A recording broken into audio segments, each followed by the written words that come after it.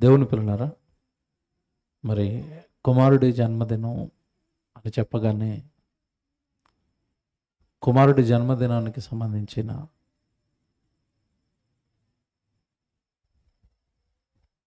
కార్యక్రమం అని చెప్పగానే ఒక టైటిల్ వెనకాల వేసాం. బ్యానర్లో మీకు కనబడుతుంది చూడండి. న్యాయము కోరుతున్న న్యాయాధిపతి అని వేశారు.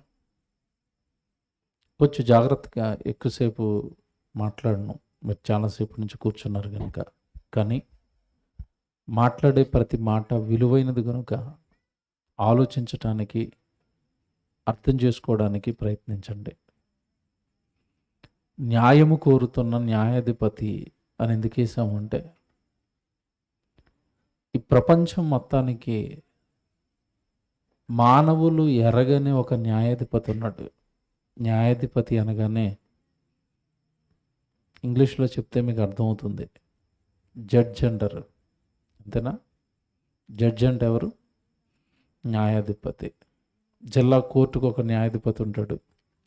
రాష్ట్రానికి సంబంధించిన హైకోర్టుకి న్యాయాధిపతులు ఉంటారు. దేశానికి సంబంధించిన సుప్రీంకోర్టు, దానికి న్యాయాధిపతులు ఉంటారు. రకరకాల బెంచ్లు ఉంటాయి. వారికున్న పరిధిలో వారి దగ్గరకు వస్తున్న కేసులను విచారించి న్యాయం చెబుతూ ఉంటారు. Very good. మరి ఈరోజు మనం టైటిల్లో వేసిన న్యాయాధిపతి ఎవరు అంటే, ఈ లోకం చూస్తున్న న్యాయాధిపతి కాదు. లోకము గుర్తించని, కనిపించని, అసలు ఆలోచించని ఒక న్యాయాధిపతి గురించి ఈరోజు మీరు వింటారు. ఆయనే దేవుడు. దేవుడు న్యాయాధిపత అంటే అవునండి, న్యాయం తీర్చేవాడు, అన్యాయాన్ని సహించనివాడు, అక్రమాన్ని సహించనివాడు, తాను కన్న తన పిల్లలైన ఈ భూమి మీద ఉన్న సమస్త మానవాళిని క్రమబద్ధీకరించడానికి మనుషులు తప్పు చేసినప్పుడు న్యాయస్థానంలో కూర్చొని న్యాయం తీర్చేవాడే దేవుడు. సమాజం దేవుడి విషయంలో ఎలా ఆలోచించింది అంటే, దేవుడు అనగానే మనకు కష్టం వచ్చినప్పుడు చెప్పుకునేవాడు, మనకు బాధ వచ్చినప్పుడు తీర్చేవాడు. ఒక రకంగా చెప్పాలి అంటే ఆపద ముక్కుల వాడిగా దేవుడిని అర్థం చేసుకున్నారు తప్ప, దేవుడి యొక్క మనసు కానీ, దేవుడి యొక్క ఆలోచన కానీ, భూమి మీద ఉన్న మనుషుల ఎడల ఆయన కంటున్న కలలు కానీ, ఆయన మనసులో ఉన్న ఆవేదన కానీ ఈరోజున్న సమాజం అర్థం చేసుకోవడానికి ప్రయత్నించలేదు. దేవుని పిల్లలరా, దేవుడు అనగానే ఈ భూమి మీద ఉన్న సమస్త మానవాళికి కూడా తండ్రి అన్న మాట మీరు జ్ఞాపకం చేసుకోండి. దేవుడు అనగానే ఎక్కడో దేవుడు ఉన్నాడు, కష్టం వచ్చినప్పుడు జ్ఞాపకం చేసుకోవాలనుకున్నారు. కానీ యేసుప్రభు ఈ లోకానికి వచ్చిన తర్వాత దేవుడిని తండ్రిగా పరిచయం చేయడం ప్రారంభించాడు. అందుకే మీరు చూడండి, బైబిల్ మీ చేతిలో పట్టుకున్నవారు పాత నిబంధన అంతా కూడా యెహోవా పరిశుద్ధుడు, సైన్యములకు అధిపతియగు యెహోవా సర్వశక్తిమంతుడు ఇలా పిలువబడుతుంటే, కొత్త నిబంధనలోకి వచ్చిన తర్వాత దేవుడిని ప్రతి క్షణం యేసుప్రభు ఏమని పిలుస్తాడు అంటే, తండ్రి. పరలోకమందున్న మా తండ్రి, నా తండ్రి ఇష్టం నెరవేర్చుటకు నేను వచ్చాను. చూసారా, మాట్లాడితే తండ్రి, నా తండ్రి పనుల మీద ఉండాలని మీరు ఎరగరా? చూసారా, ఇంకా దేవుడిని ఏమని పిలుస్తున్నాడు పదే పదే? తండ్రి. మనల్ని ఏమని పిలవమని చెప్పాడు? ప్రభా మాకు ప్రార్థన చేసుకోవాలి, ప్రార్థన చేయటం రాదు అని శిష్యులు అడిగినప్పుడు శిష్యులకి దేవుడితో మాట్లాడటం, ప్రార్థన అనగానే దేవుడితో మాట్లాడటం. ఎలా మాట్లాడమని చెప్పాడు? మత్తయి సువార్త 6:9 పరలోకమందున్న మా తండ్రి. అంటే దేవుడు తండ్రి అవుతాడా? దేవుడు ఈ భూమి మీద ఉన్న మానవాళికి తండ్రి అవుతాడా అంటే అవును, మీ ఆత్మలకు తండ్రి. మీకు శరీర సంబంధమైన శరీరం కలగడానికి కారకులైన తండ్రులు ఎలాగైతే ఉన్నారో, మీ శరీరంలో మీరున్నారు. ఆత్మ శరీరం రెండు కలిస్తే మనిషి. మా ఆత్మను కన్నదెవరు? ఆత్మను నీలో పెట్టింది ఎవరు? నీకంటూ ఈ భూమి మీద ఒక రూపాన్ని, ఒక చరిత్రను నియమించింది ఎవరు అంటే, నీ ఆత్మలకు కన్న తండ్రి దేవుడు. పరలోకంలో ఉన్నాడు ఆయన. ఆయన నీ కోసం కష్టపడి ఈ విశ్వాన్ని కట్టాడు. నీ కోసమే నిరంతరం ఆలోచిస్తూ దేవుడు కట్టిన ఈ అనంత విశ్వాన్ని నీ కోసం కొనకకుండా, నిద్రపోకుండా నడిపిస్తున్నాడు. నీకోసం రుచులు కలిగించాడు, నీకోసమే రంగులు కలిగించాడు, నీకోసమే పంచభూతాలు కలిగించాడు, నీకోసమే సూర్యుని చేశాడు, చంద్రుడు చేశాడు, భూమిని చేశాడు. భూమిని 1,11,600 కిలోమీటర్ల వేగంతో నీకు దినము రాత్రి ఏర్పడాలి అని పరుగులు పెట్టిస్తున్నాడు. ఈ మహాతండ్రి పరలోకంలో ఉన్న దేవుడు ఈ భూమి మీద ఉన్న మానవుల కోసం ఎంత కష్టపడుతుంటే ఆయన అసలు పట్టించుకునేవారు లేరు. ఈ భూమి మీద పుట్టాం గనక తినాలి, పుట్టాం గనక త్రాగాలి, పుట్టాం గనక ఈ లోకాన్ని చూసాం గనక ఈ రంగురంగుల లోకాన్ని అనుభవించాలనుకున్నారే తప్ప పుట్టించిన దేవుడు నన్ను ఎలా బ్రతకమన్నాడు, నేను ఎలా బ్రతికితే పరలోకంలో ఉన్న దేవుడు ఇష్టపడతాడు అన్న ఆలోచనలు లేకుండా మానవ జాతి వారికి ఇష్టం వచ్చినట్టుగా బ్రతకటం ప్రారంభించారు. అప్పుడు రాయించిన గ్రంథమే బైబిలు. మీ జీవితం మీది కాదు, మీరు అనుభవిస్తున్న ఈ లోకము మీది కాదు. పరలోకంలో ఒక ఆయన అదృశ్య శక్తి ఈ భూమి మీద ఉన్న మానవులను కన్న తండ్రి. ఆయన కష్టపడితే ఇవన్నీ ఏర్పడ్డాయి. ఆయన కష్టంతో ఇవన్నీ మనం అనుభవిస్తున్నాము కనుక ఆయన న్యాయాధిపతి, న్యాయం తీరుస్తాడు. ఒకసారి దేవుడి గురించి బైబిల్లో రాయబడిన ఒక మంచి మాట చూపిస్తాను మీకు. నిజంగా ఆశ్చర్యం వేస్తుందండి ఈ మాట. ఎందుకంటే లోకానికి సంగతి ఏమీ అర్థం కాదు. యెషయా గ్రంథం మీరు చూడండి ఒకసారి, 33వ అధ్యాయము. బైబిల్ తెచ్చిన వారు తప్పనిసరిగా ఈ మాటలు చూడండి. యెషయా గ్రంథం 33వ అధ్యాయము 22వ వచనం బైబిల్ చూద్దాం. యెషయా గ్రంథం 33వ అధ్యాయము ఏమండి 22వ వచనం చూస్తున్నాను. 22వ వచనం చదువుతున్నాను చూడండి. యెహోవా మనకు న్యాయాధిపతి అనంది చూడండి బైబిల్లో.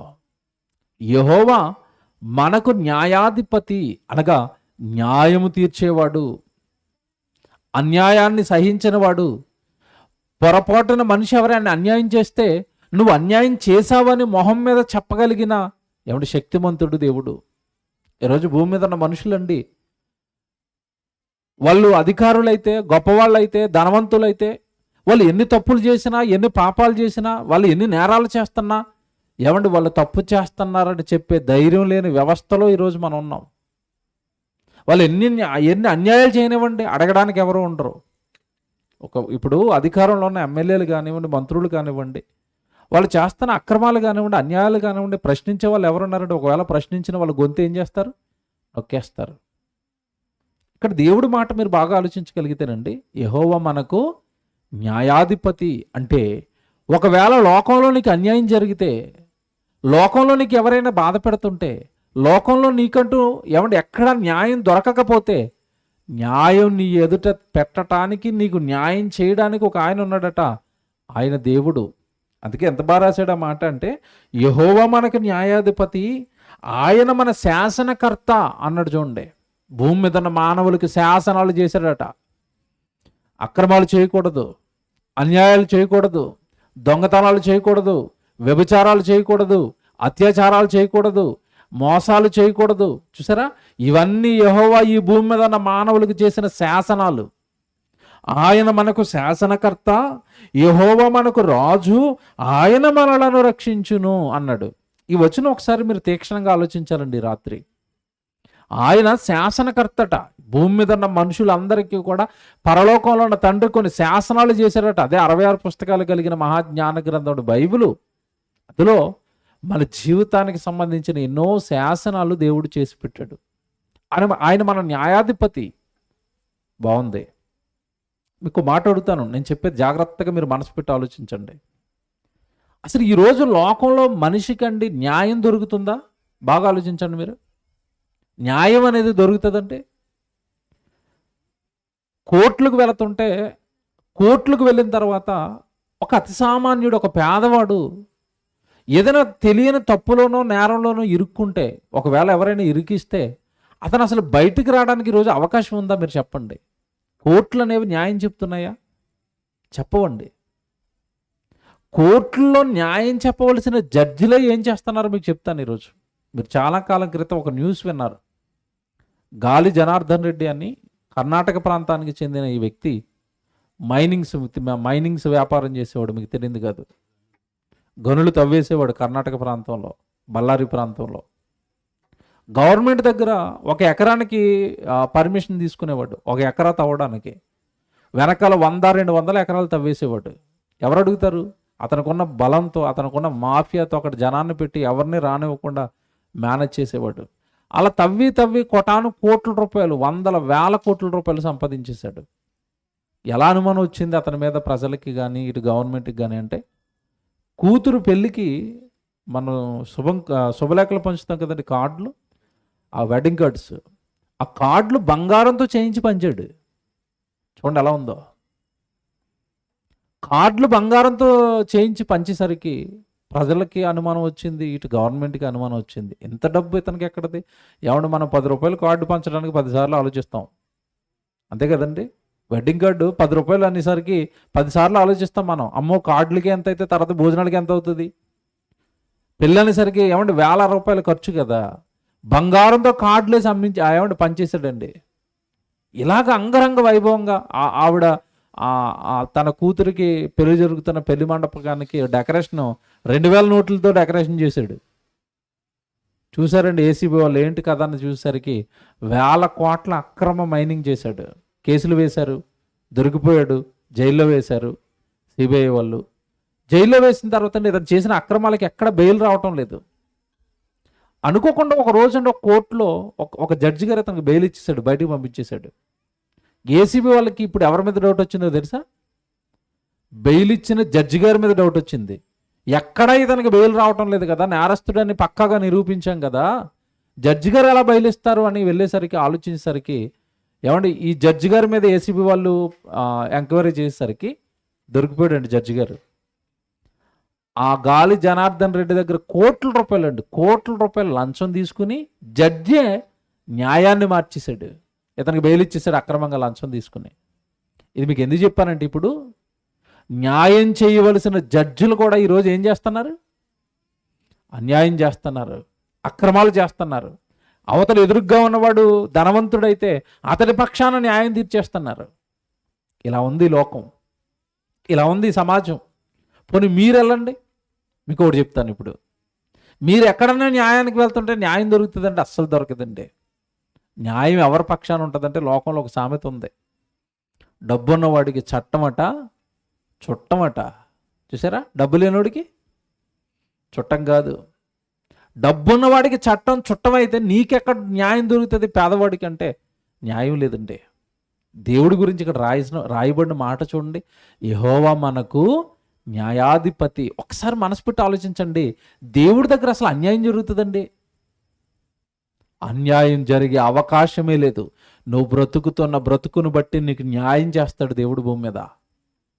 నీ మాట బాగుంటే, నీ ప్రవర్తన బాగుంటే, నీ జీవన విధానం బాగుంటే దేవుడు అన్యాయం చేసేవాడు కదండి. ఉన్నతంగా ఈ సమాజంలో నిన్ను నిలబెడతాడు, నీ పక్షాన్ని నిలబడతాడు, నీ వెనక దేవుడు ఉంటాడు. నీ జీవితం బాగుంటే, నీ జీవితం యథార్థంగా న్యాయంగా ఉంటే నీ పక్షాన దేవుడు ఉంటాడు. ఆయన న్యాయాధిపతి, ఆయన్ని నమ్ముకోవాలి. ఈరోజు మనం ఆయన వైపు చూడాలి న్యాయం కోసం. బైబిల్ ఒక సందర్భాన్ని జ్ఞాపకం చేస్తాను, మీ అందరికీ తెలుసు. బైబిల్ ఒక మంచి ఏమండి ఇశ్రాయేలుకి రాజుగా దేవుడు అధికారం ఇచ్చాడండి అహాబుకి, అతని భార్య యెజబెల్. వీళ్ళిద్దరూ ఏం చేశారు ఒకనొక రోజు అంటే, ఈ అహాబుకి తన నగరును ఆనుకుని పక్కన ఉన్న ఒక పేదవాడు అండి నాబోతు, అతడి పొలం మీద ఇతను కన్ను పడింది. పొలం అడిగాడు ఇమ్మని. ఆ పేదవాడు అండి, ఆ పొలం తప్ప అతనికి దిక్కు లేదు. రాజుగారితో అన్నాడు, అయ్యా నాకు ఆ పొలం తప్ప నాకు ఇంకేం ఆధారం లేదు కదా, అది నా పిత్రార్జితం, నా తండ్రుల నుంచి నాకు వచ్చిన ఆస్తి, దాని మీద నేను బ్రతుకుతున్నాను. మీరు రాజు కదా, దాన్ని మీకు ఇచ్చేయమంటే ఎలాగా, మీకు చాలా పొలాలు ఉన్నాయి కదా, చాలా డబ్బు ఉంది కదా, నన్నెందుకు అడుగుతున్నారు అనేసరికి అండి, రాజు కదండి, అహం దెబ్బతిన్నది, ఇగో హట్ అయింది. నేను రాజునయ్యి ఉండి నేను అడిగితే ఇవ్వడా అని ఎవడు మంచం మీద ముడుచుకుని పడుకున్నాడు. ఈలోపు ఆవిడ వచ్చింది, అమ్మగారు, అహాబు ఏంటి మీరు అనంతరం కూడా పడుకున్నారట, ఇదిగో నాబోతే ఒక పేదవాడిని పొలం అడిగాను, అతను నాకు పొలం ఇవ్వలేదు. అప్పుడు ఈవిడ ఏమంటుందో తెలుసండి, మూతి ముడుచుకుని పడుకోవడానికి నువ్వేమన్నా సామాన్యుడు అనుకుంటున్నావా? నువ్వెవరు? ఇశ్రాయేలు దేశానికి రాజువి, మర్చిపోయావా? అంటే అర్థం ఏంటి? వాడు ఇవ్వనంటే నువ్వు బాధపడటమేంటి? ఇవ్వనంటే లాగేసుకోవటమే మనకున్న అధికారంతో. చూసారా? నువ్వు రాజువు కదా, వాడు ఇవ్వనంటే నువ్వు బాధపడతావా? ఆ పొలం ఎలాగివ్వడం నేను చెప్తానని ఈవిడ రంగంలోకి దిగింది. ఏం చేసింది? అతని మీద అబద్ధపు సాక్ష్యాలు పుట్టించి లేని తప్పులు చేశాడని ఎవడు ప్రజల మధ్య తప్పుడు సాక్ష్యాలు చెప్పడానికి లంచం ఇచ్చి వ్యక్తులను పెట్టి వాళ్ళతో అబద్ధ సాక్ష్యాలు చెప్పించండి. ఊరి మధ్యలో ప్రజల చేత రాళ్లతో కొట్టించి చంపించేసింది పొలం ఇవ్వనందుకు. ఇదంతానండి మనుషులు చేస్తున్న తప్పులండి. ఎవరు చూడరని మనిషి అనుకుంటాడు. చూడరా? పరలోకంలో ఉండే ఆకాశంలో నుండి నరులు ఏం చేస్తున్నారనని ఒక ఆయన చూస్తున్నాడు. ఆయనే దేవుడు. ఆయన దగ్గర న్యాయం తప్ప అన్యాయానికి చోటు ఉండని దేవుడు ఆయన. చూశాడు ఆహాబు ఏం చేస్తున్నాడు, యెజెబెలు ఏం చేస్తుందో చూశాడు. ఆ నాబోతును అన్యాయంగా చంపటమో చూశాడు. ఏమన్నా మాట్లాడుతాను, మీకు జాగ్రత్తగా వినండి. ఇప్పుడు రాజే కుట్ర చేసి చంపేస్తే రాజు దగ్గరికి వెళ్ళి నువ్వు అన్యాయం చేశావు అని చెప్పగలిగిన వాడు ఎవడైనా ఉంటాడా రాజ్యంలో? ఎవడు చెప్పలేడండి. అలాగని దేవుడు నేను నియమించిన రాజే కదా, నేను అధికారం ఇచ్చిన రాజే కదా, ఏదో తప్పు చేశాడు అని చూచి చూడనట్టుగా ఊరుకున్నాడా? ఊరుకోలేదు. ఈ ఆహాబు దగ్గరికి, యెజెబెలు దగ్గరికి ఎలీషాను పంపించి అంటున్నాడు, నువ్వు చేసిన కార్యక్రమం ఏంటి? పేదవాడైన నాబోతు పొలం గురించి మీరు అన్యాయంగా అతను చంపారు కదా, అతడి రక్తం నేలలో పడి నాకేం చేసిందో తెలుసా? మొరపెట్టింది. ఇప్పుడు అతని పక్షాన నేను దిగాను న్యాయం చెప్పడానికి. ఇప్పుడు మిమ్మల్ని ఎవడు కాపాడతాడు? రాజు అయితే, అధికారి అయితే.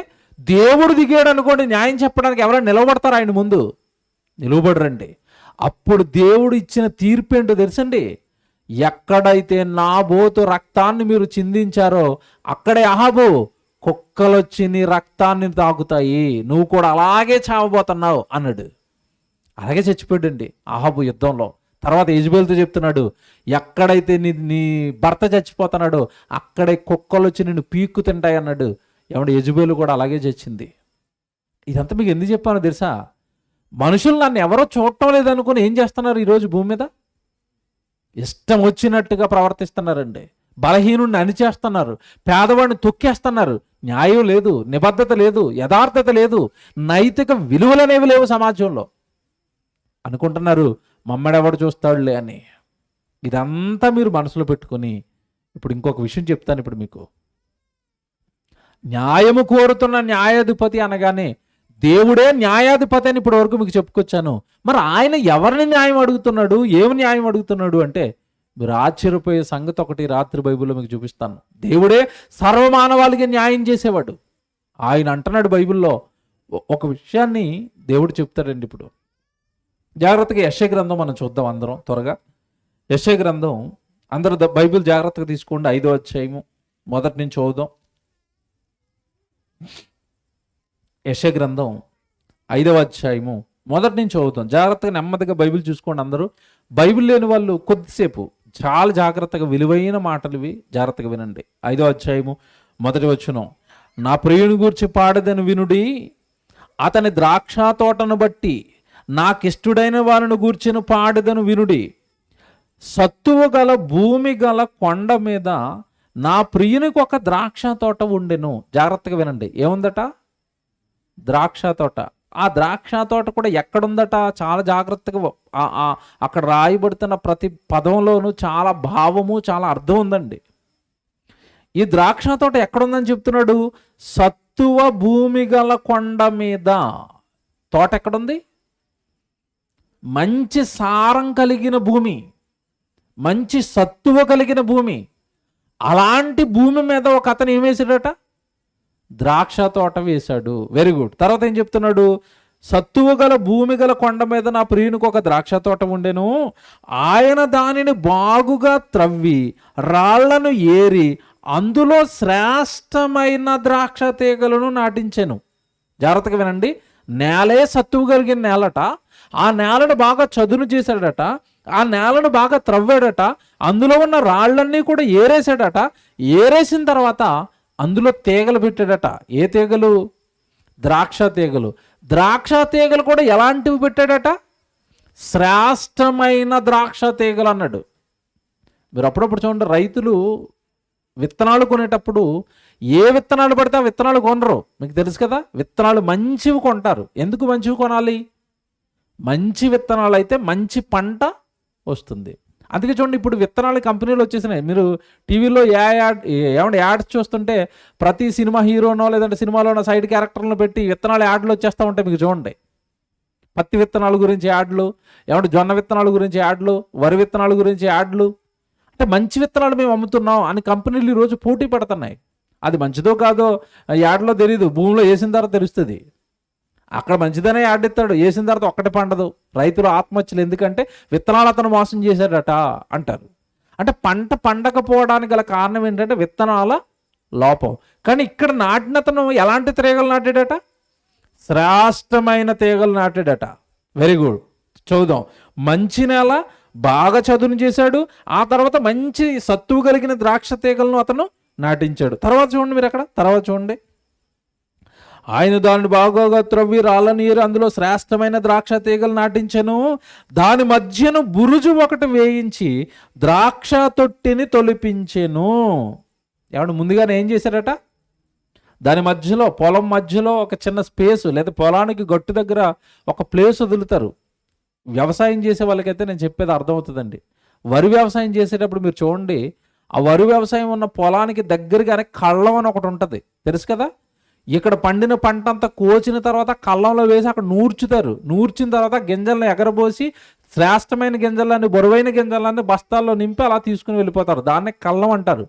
అలాగే ఇక్కడ ద్రాక్ష తోటల్లో ఏమేస్తారంటే, ద్రాక్ష తోటల్లో నుండి వచ్చే ఫలాల నుండి ఒక రసం తీస్తారు. ఆ రసం తీయడానికి ఒక బురుజు లాంటిది వేస్తారు, ద్రాక్ష రసం తీయడానికి. ఈ రైతు ఏం చేశారట?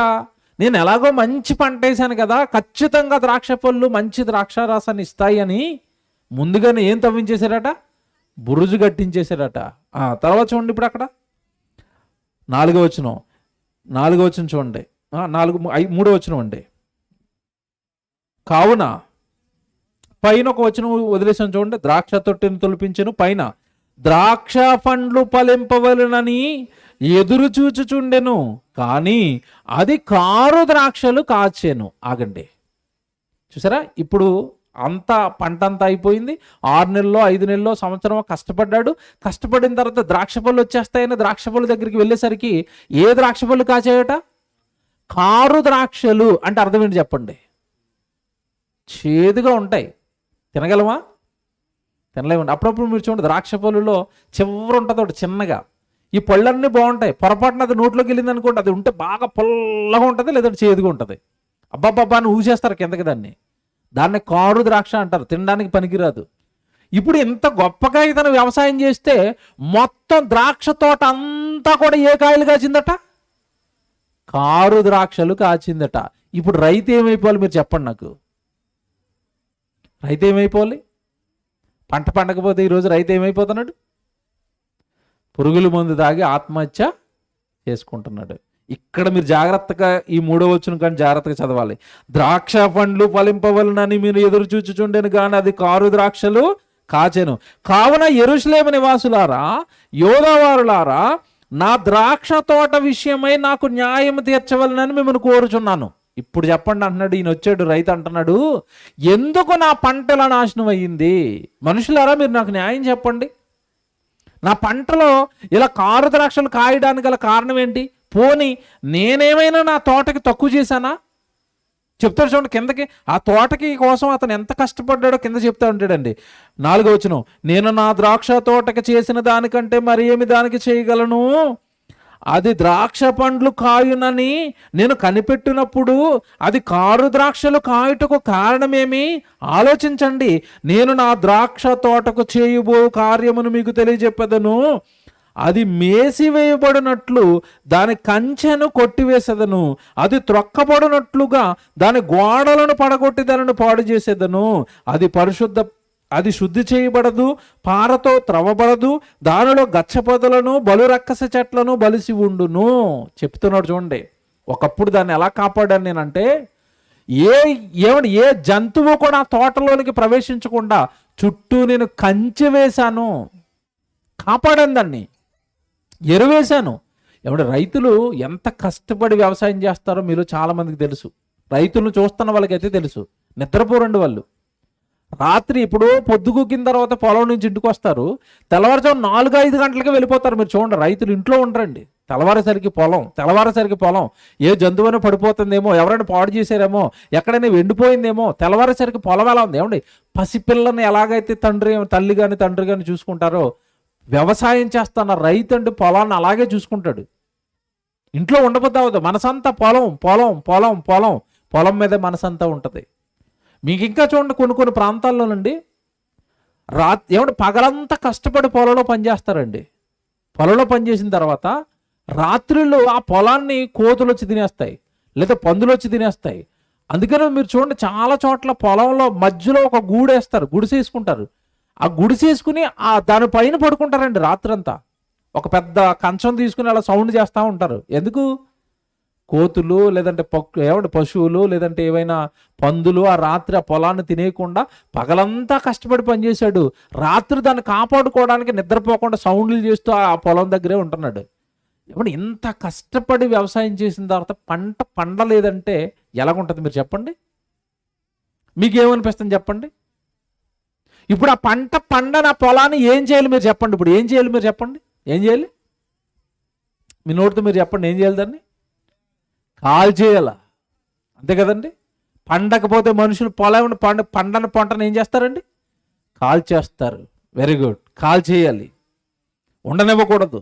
కారణం ఏంటంటే నీళ్లు పెట్టాడు, ఎరువు పెట్టాడు, కొన్ని నెలల పాటు దాని చుట్టూ తిరిగాడు, దానిని పశువులు ఏమంటే తినేయకుండా కాపాడాడు, దానిపైన కూర్చున్నాడు. ఎంత త్యాగం చేసిన తర్వాత నా పంట ఎందుకు పండకూడదని రైతు ప్రశ్నిస్తున్నాడు ఇక్కడ. Very good. ఇదంతా విన్న తర్వాత అండి మీకు అర్థమైంది చేను తప్పు చేసింది. ఇది కూడా దానికి చాలా చేశాడు ఆయన. పండకపోవటం ఆ పంట ఆ చేను చేసిన తప్పు. రైట్, ఇది మీకు అర్థమైంది కదా. ఇప్పుడు ఇదంతా మాకు ఈ పంట గురించి వ్యవసాయం గురించి మాకు ఎందుకు చెప్పారంటే, దేవుడు ఎప్పుడు కూడానండి ఒక విషయాన్ని, తనకు సంబంధించిన ఒక విషయాన్ని అర్థం చేయించడానికి మన కళ్ళ ముందున్న వాటి దాంట్లో నుంచి నేర్పిస్తాడు. అది దేవుడికున్న మొదటి నుంచి దేవుడికున్న అలవాటు. మన కళ్ళ ముందున్న దాంట్లో నుంచి దేవుడి బాధ మనకు అర్థమయ్యేటట్టుగా చెబుతాడు. అది దేవుడి యొక్క పద్ధతి ప్రారంభం నుంచి. ఆ పద్ధతిని కాపీ కొట్టే ఈరోజు పాఠ్య పుస్తకాలలో పెట్టుకున్నారు. మీకు అర్థమవడానికి ఉదాహరణ చెప్తాను. చిన్నోడిని స్కూల్లో వేశారు. మొదట వాడికి ఏమి రాయిస్తారు చెప్పండి? అక్షరాల్లో మొదట ఏది రాయిస్తారు? ఆ అని రాయిస్తారు. ఆడు ఎందుకే ఆ రాస్తున్నప్పుడు మీరు బాగా ఆలోచించండి, వాడికి ఆ అనే అక్షరం తెలీదు, కానీ ఇంట్లో అమ్మ తెలుసు కదా, అమ్మ తెలుసు. అప్పుడు మాస్టర్ ఏం చెప్తాడు ఆ రాయించడానికి? అక్కడ అమ్మ బొమ్మ వేస్తాడు. అమ్మ బొమ్మను చూపించి అమ్మ అనమంటాడు. వాడు అమ్మ అంటాడు. అమ్మ అంటున్నావు కదరా, అందులో మొదటి అక్షరమే ఆ అని అప్పుడు ఆ రాయిస్తాడు. చూసారా? అమ్మ తెలుసు, వీడికి ఏం తెలీదు? ఆ తెలీదు. తెలిసిన అమ్మలో నుంచి ఆ అక్షరం అనే రాయించాడు. అలాగే దేవుడు కూడా నీ కళ్ళ ముందున్న వాటి అన్నిటిని గురించి చెప్పి నీకు తనకి విషయంలో, నువ్వు తన విషయంలో చేస్తున్న అన్యాయాన్ని కూడా నీకు అర్థమయ్యేటట్టుగా చెప్తాడు దేవుడు. ఇప్పుడు ఇంతకీ పొలము పంట ఇదంతా మనకి ఎందుకు చెప్పాడంటే, ఇప్పుడు మీరు జాగ్రత్తగా బైబిల్ తీసి కింద మాట చదవాలి. ఏడో వచనం.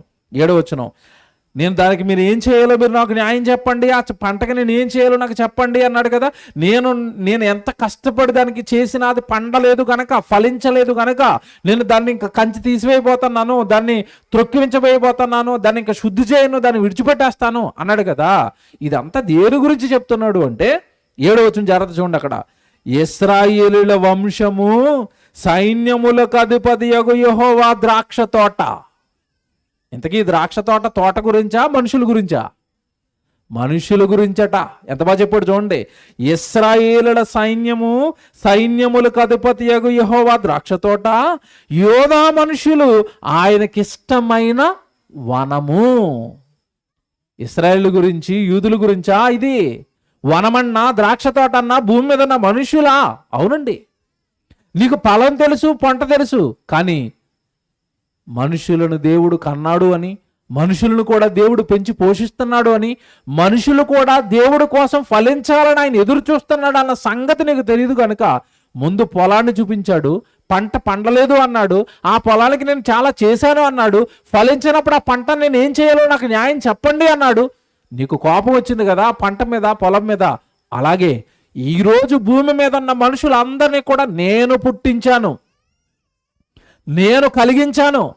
తల్లి గర్భంలో నీకు అవయవాలు కట్టింది నేను, తల్లి గర్భంలో నీకు రూపం చెక్కింది నేను, తల్లి గర్భంలో నీకు 9 నెలలు తోడుగా ఉన్నది నేను. అక్కడ ఉమ్మ నీటిలో చీకటి బిలంలో అవయవ నిర్మాణం చేసి అక్కడ నీకు సహాయం చేసి ఈ భూమి మీదకు నువ్వు వచ్చిన తర్వాత నీకు అవసరమైన రంగులు, నీకు అవసరమైన రుచులు, నీకు అవసరమైన శబ్దాలు, నీకు అవసరమైన ఆహార పదార్థాలు నువ్వు భూమి మీదకి రాకమునిపై నీకు సిద్ధం చేసి నీకు ఇవన్నీ కావాలి అని పరలోకపు తండ్రిగా నేను నీ కోసం కష్టపడుతున్నప్పుడు తిరిగి నువ్వు నా కోసం ఫలాలు తీసుకొని రావాలి కదా, నాకు ఫలించాలి కదా, నా సన్నిధిలో ఉండాలి కదా, నా గురించిన వాక్యాలు నేర్చుకోవాలి కదా, నా గురించి పని చేయాలి కదా, నా గురించి చెప్పాలి కదా, నా గురించి చెప్పించాలి కదా. నీ నుండి నాకు ఫలాలేవి? ఇది చెప్పటానికి దేవుడు కళ్ళ ముందు అక్కడ దేన్ని పెట్టాడు? ద్రాక్ష తోట. ద్రాక్ష తోట కోసం కష్టపడిన రైతుకు ఫలాలు రావాలని నువ్వెలా ఎదురు చూస్తున్నావో భూమి మీద ఉన్న ప్రతి మనుషుడు, నేను నాటిన వనం, నేను నాటిన మొక్క, నేను కన్న నా కొడుకు, నేను కన్న నా కూతురు, వాళ్ళు మరి నాకు ఫలాలు తేవాలి కదా. వాళ్ళ కోసం బ్రతికేస్తున్నారేంటి? వాళ్ళ ఉద్యోగం అంటున్నారేంటి, వాళ్ళ చదువులు అంటున్నారేంటి, వాళ్ళ వ్యాపారం అంటున్నారేంటి, వాళ్ళ జీవితం అంటున్నారేంటి? ఆ జీవితం కంప్లీట్గా నాది కదా. నేను నా ఇష్టానుసారం ఇచ్చిన జీవితం కదండి అది. మీకు మాట్లాడుతాను, జాగ్రత్తగా వినండి. చాలామంది దేవుడి దగ్గరికి రండి, దేవుడి దగ్గర ఉండండి, దేవుడు మిమ్మల్ని కన్నాడు, దేవుడు మీకోసం కష్టపడుతున్నాడు, దేవుడిని మీరు సేవించాలి, దేవుడిని మీరు పూజించాలి, ఆయన సన్నిధిలో మీరు ఉండాలి, ఆయన కోసం మీరు బ్రతకాలి అన్నప్పుడు చాలామంది చెప్పే మాట ఏంటంటే తెలుసండి, నేను ఎందుకు రావాలండి, నా బ్రతుకండి, నా ఇష్టం అండి అంటారు. నేను మాట్లాడుతున్నానండి, మీ బ్రతుక ఇది నిజంగా మన బ్రతికేనండి, ఇది దేవుడు బ్రతుక. మీకు మాట చెప్పనా? మీరు స్త్రీగా పుట్టాలా పురుషుడిగా పుట్టాలా నిర్ణయించింది మీరా దేవుడా? నేను చెప్పే ప్రతిదానికి ఆన్సర్ మీరు జాగ్రత్తగా ఆలోచించండి. స్త్రీగా పుట్టాలి పురుషుడిగా పుట్టాలి డిసైడ్ చేసింది ఎవరు చెప్పండి? దేవుడు. Very good. మీకు అమ్మ నాన్నగా ఎవరు ఉండాలి డిసైడ్ చేసింది ఎవరు? దేవుడే. మీరు ఏ ఊర్లో పుట్టాలో డిసైడ్ చేసింది ఎవరు? దేవుడే. మీరు ఏ దేశంలో పుట్టాలో డిసైడ్ చేసింది ఎవరు? దేవుడే. మీరు ఏ తరంలో ఏ కాలంలో పుట్టాలో డిసైడ్ చేసింది ఎవరు? దేవుడే. అన్ని దేవుడే డిసైడ్ చేసి తన ఇష్ట ప్రకారం నీకు జీవితాన్ని ఇచ్చినప్పుడు నువ్వు బ్రతకాల్సింది ఎవరి కోసం? చూడండి, మనుషులు ఎంత అన్యాయం చేశారండి దేవుడికి. నీ ఇష్టమా, నీ జీవితమా, నీ బ్రతుకా?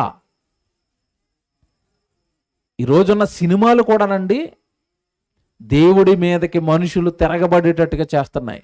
ఆ మధ్యకాలంలో ఒక సినిమా వచ్చిందండి, నా ఇష్టం. చూసారా? ఏటట నా ఇష్టం. ఇంకో సినిమా వచ్చింది కొంతకాలానికి, నేనింతే. చూసారా?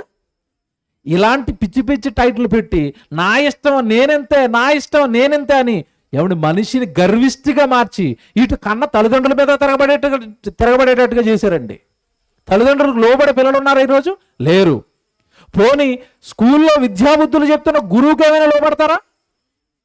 అమెరికా లాంటి పాశ్చాత్య దేశాల్లో 6వ తరగతి చదువుతున్న వాడంటే హోంవర్క్ చేయలేదని మాస్టర్ తిట్టాడని ఎవరి పాఠ్య పుస్తకాలు పెట్టుకుని బ్యాగ్లో గన్న పట్టుకెళ్ళి మాస్టర్ని కాల్ చేశాడు. చూడండి మనుషులు ఎలా తయారవుతున్నారో. ఇంట్లో తల్లిదండ్రులు చంపుతారు, ఇంట్లో తల్లిదండ్రుల మీద తిరగబడతారు, కోపడుతున్నారు, కొడుతున్నారు, ఎవడి ఇంట్లోంచి గెంటేస్తున్నారు తల్లిదండ్రుల్ని. అక్కడ మాస్టర్కి లోపడరు. ఇంత దుర్మార్గంగా ప్రపంచం ఎందుకు తయారైంది అంటే ఎవడి మనిషిలో అహం పెరిగింది, గర్వం పెరిగింది, నేను నా ఇష్టం అన్న ఆలోచనలు పెరిగాయి. సర్వశక్తిమంతుడండి యేసుప్రభు, ముల్లోకాలను కలిగించిన మహాచక్రవర్తి యేసుక్రీస్తుల వారు ఈ భూమి మీదకి వచ్చండి. ఆయన బ్రతుకు కాలం అంతా ఆయన 4 సువార్తల్లో మాట్లాడిన మీరు మాటలు చూస్తేనండి ఎక్కడైనా నా ఇష్టం అని ఆయన అంటాడండి. అసలు ఆయన నోట మాట ఉండదండి. నా తండ్రి ఇష్టం నెరవేర్చుకున్నట్టుకు నేను వచ్చాను. నా ఇష్టం అని ఎక్కడ ఉండదండి. నా తండ్రి ఇష్టం అంటాడు. అంటే దేవుడు పిల్లలుగా మనకి ఏమర్థం అవ్వాలి అంటే ముల్లోకాలను కలిగించిన యేసుక్రీస్తుల వారే నా తండ్రి ఇష్ట ప్రకారం నేను బ్రతకడానికి వచ్చాను అన్నప్పుడు ఏమంటే ఈరోజు మీ జీవితం నా జీవితం ఏ పాటిది మీరు ఆలోచించండి. మనం ఏ పాటి వాళ్ళం, మనం ఎంతటి వాళ్ళం, మన ఊపిరి ఎంత, మన జీవితం ఎంత, మన ఆయుష్కాలం ఎంత, మన శక్తి ఎంత, మన బలం ఎంత, మనకున్న ఏమండి బలం ఎంత ఒకసారి మీరు ఆలోచించండి. బైబిల్లో మాట చూపిస్తాను నేను. ఎందుకు దేవుడు ఎలా మాట్లాడుతున్నాడండి, మనల్ని పంటతో ఎందుకు పోల్చాడండి, మనల్ని పొలంతో ఎందుకు పోల్చాడండి అని మీరు అనుకుంటున్నారేమో. ఒకసారి బైబిల్ తీసి అపోస్తలుల కార్యాలు 17వ అధ్యాయం మీరు చూడండి, 28వ వచనం చూడండి. అపోస్తలుల కార్యాలు 17వ అధ్యాయము 28వ వచనం చూడండి. మనము ఆయన యందు బ్రతుకుచున్నాము, చలించుచున్నాము, ఉనికి కలిగి ఉన్నాము. చూసారండి, మనము ఆయన యందు బ్రతుకుచున్నామంట. ఆయన లేకపోతే మనకు బ్రతుకుందా? దేవుడు లేనిదే భూమి మీద ఉన్న మనుషులకు బ్రతుకు లేదండి. ఒక్క 5 సెకండ్లు దేవుడు గాలి ఆపేసాడు అనుకోండి, పరిస్థితి ఏంటి? గాలి ఆగితే మనిషి చస్తాడు, నీళ్లు లేకపోతే మనిషి చచ్చిపోతాడు, ఆహారం లేకపోతే మనిషి చచ్చిపోతాడు, సూర్యుడు మండకపోతే మనిషి చచ్చిపోతాడు. మరి ఇవన్నీ మనుషులకు అందిస్తున్నది ఎవరు అంటే దేవుడు కదా. అందుకే అంటున్నాడు అక్కడ, మనము ఆయన యందు బ్రతుకుచున్నాం. నీవు ఇండివిజువల్గా నువ్వు బ్రతకలేవు. నా బ్రతుకు అనకో, నా ఇష్టం అనకో, నా ఆలోచనలు అనకో. ఆయన లేకపోతే నువ్వు నిలువుట జీరో. దేవుడు లేకపోతే మనిషి ఎక్కడండి? మీకు మాట చెప్తాను, జాగ్రత్తగా వినండి. దేవుడిని లోకం దూరం పెట్టింది. ఇగో నాకు డబ్బులు ఉన్నాయి, నేను బ్రతికేస్తానన్నది. నాకు చదువు ఉంది, నేను బ్రతికేస్తానన్నది. నాకు అధికారం ఉంది, నేను బ్రతికేస్తానన్నది. నాకు హోదా ఉంది, బ్రతికేస్తానన్నది. నాకు పొలం ఉంది, నాకు ఏమంటే అది ఉంది, ఇది ఉందని ఏమంటే దేవుడిని విడిచిపెట్టి పేట్రేగిపోయిందండి సమాజం. కరోనా టైంలో ఇలాంటి వాళ్ళందరికీ దేవుడు బుద్ధి చెప్పాడు, చెప్పలేదా? పిట్టల్లా రాలిపోయారు కదండి కరోనా టైంలో. ధనవంతులు రాలిపోలేదా? అధికారులు రాలిపోలేదా? మరి ధనము, నీ అధికారము, నీ చదువు, నీకున్న శాస్త్రం, నీకున్న టెక్నాలజీ ఇదంతా నిన్ను కాపాడలేకపోయిందంటే కాపాడలేకపోయిందండి. ఆ రోజు అమెరికాలో ఉన్న డాక్టర్లు సైతం మోకాళ్ళు వేసి ఎవరికి ప్రార్థన చేశారు? దేవుడికే. దేవా, మా వల్ల కావటం లేదు తండ్రి, వీళ్ళకి వైద్యం చేస్తే మేము చచ్చిపోతామేమన్న భయంగా ఉంది తండ్రి, మమ్ములను ఈ పేషెంట్లను నువ్వే కాపాడాలి. మా వైద్యం కానీ, మేము కనిపెట్టిన టాబ్లెట్లు కానీ, ఇంజక్షన్లు కానీ, ఈ భయంకరమైన మహమ్మారి రోగం నుండి మేము ఏమి చేయలేకపోతున్నాం, నువ్వే మాకు దిక్కు అని చేతులెత్తింది ప్రపంచం. కొద్ది కాలం భక్తిగా ఉన్నారండి ఆ భయానికి. తర్వాత మళ్ళీ ఏమైపోయారు? మళ్ళా మామూలే. కరోనా అయిపోయింది, లాక్డౌన్ అయిపోయింది, ఇంకంతే. మళ్ళీ నేనింతే, నా ఇష్టం. మళ్ళీ తిరుగుతున్నాడు రోడ్ల మీద పడి. ఫోర్త్ వేవ్ అన్నారండి. కొంచెం వాకింగ్ తెలిసిన మేము అందరం చూసాం, ఎదురు చూసాం, ఒక్కసారి ఇస్తే బాగుండేమో మళ్ళా అని. లైన్లోకి వస్తాడు కదా మళ్ళీ కొంచెం. అప్పుడు చూడండి, ఏమంటే మీకు ఏమంటే ఇక్కడున్న మిమ్మల్ని మీరే విమర్శించుకోండి. ఆ లాక్డౌన్ టైంలో ఇంట్లో నుంచి అడుగు బయటకు పెట్టిన టైంలో మీరు ఎన్ని పూటలు ప్రార్థన చేశారు? ఈ రోజు ఎన్ని పూటలు ప్రార్థన చేస్తున్నారో ఆలోచించండి మీరు. ఆ రోజు 3 పూటలు ప్రార్థన చేశారు, ఈ రోజు ప్రార్థన చేయడం